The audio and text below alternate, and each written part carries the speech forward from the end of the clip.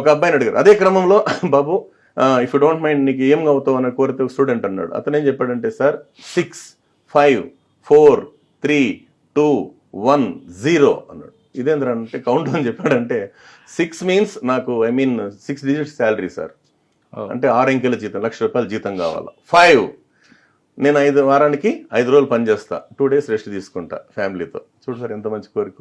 4 4 చక్రాల కారు కావాలి. 3 3 bedroom flat, ఒకటి నాకు నా భార్యకి, మా అమ్మ నాన్నకి, నా బిడ్డలకి. 2 ఒక అమ్మాయి ఒక అబ్బాయి. 1 ఒకే పెళ్ళాం. 0 టెన్షన్ లేకుండా బతకడం. చిన్నప్పటి నుంచి సార్, అందుకే ఏం చెప్తున్నాము, 10th class, intermediate first year and second year, ఈ 3 సంవత్సరాలు ఎవరైతే హార్డ్ వర్క్ చేస్తారో 30 సంవత్సరాలు మహారాజులాగా మహారాణిలాగా బతుకుతారండి. ఇది పెద్దవాళ్ళు చెప్పిందే. నేను చెప్తాను, ఏదైతే నువ్వు ఇష్టపడతావు అది నీకు వెనకటికి ఇన్స్టాల్మెంట్ లైఫ్ లేని బతకచ్చు కదా సార్, ఇన్స్టాల్మెంట్ లేని లైఫ్.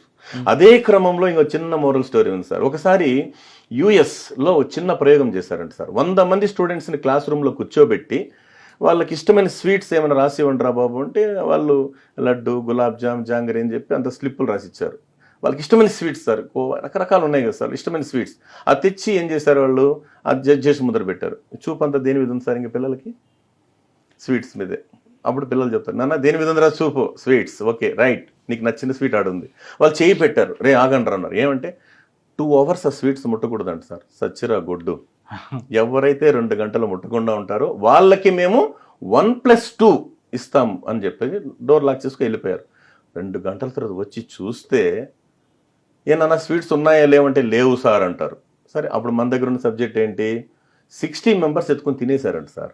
ఓహో, వాళ్ళు ఇచ్చే స్వీట్స్ కోసం మేము ఎదురు చూస్తుంటాము అని. 40 ఉన్నారు కదా సార్ బ్యాలెన్స్, దాంతో 30 members ఈ పక్క ఆ పక్క గిల్లుకొని తిన్నారంట. రిమైనింగ్ 10 వాళ్ళు స్వీట్ టచ్ చేయలేదంట సార్.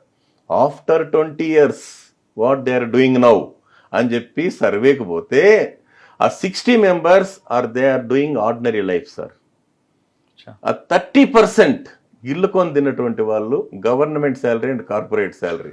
ద రిమైనింగ్ 10 వాళ్ళు ఎవరంటే, నువ్వు ఎదగడానికి ప్రపంచం కావాలి, ఎదిగిన తర్వాత ఈ ప్రపంచానికి నువ్వు కావాలి, కాబట్టి నీ కోసం ఈ ప్రపంచం ఎదురు చూసేటంత ఎత్తుకు ఎదిగని చెప్పి శాలరీ కొట్టించుకునే విధంగా ఒక ఐఏఎస్ ఉండొచ్చు, ఐపీఎస్ ఉండొచ్చు, ఇండస్ట్రియలిస్ట్ ఉండొచ్చు, దమ్మున్న నాయకుడై ఉండొచ్చు, నాయకురాలై ఉండొచ్చు. Choice is yours.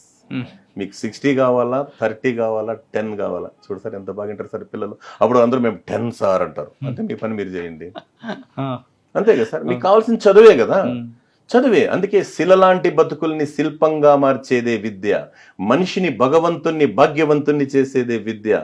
సృష్టిలో ఇతరులకు ఎంత పంచినా మరింత పెరిగేది విద్య ఒక్కటే. రాజు రాజ్యంలో మాత్రమే పూజింపబడతాడు, విద్యావంతుడు ప్రపంచంలో ఎక్కడ ఉన్నా పూజింపబడతాడని చెప్పడానికి.